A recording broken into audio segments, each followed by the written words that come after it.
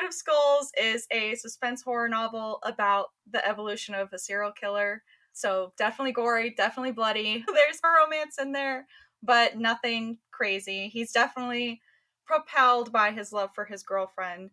But the reason for that is because I wanted to answer this question that I've always had, like watching documentaries about like Ted Bundy or other murderers that are like maintaining this normal life, and then they go home, have a girlfriend, have a wife, have children, they have this normal seeming life, but they're getting away with murder on the side.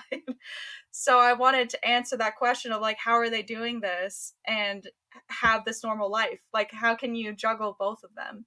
So that's how Heart of Skulls was born. I just played around with a bunch of true crime documentaries, tried to answer that question, the nature versus nurture kind of deal.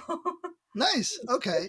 So, what'd you discover? What were the things you may have found out or felt by the end of the project?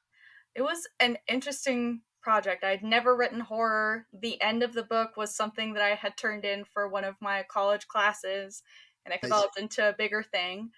But with like nature versus nurture, definitely both is what I discovered with at least my main character, Scott. I think that's a theme for some like actual serial killers and true crime and all of that. I think it's a little bit of both.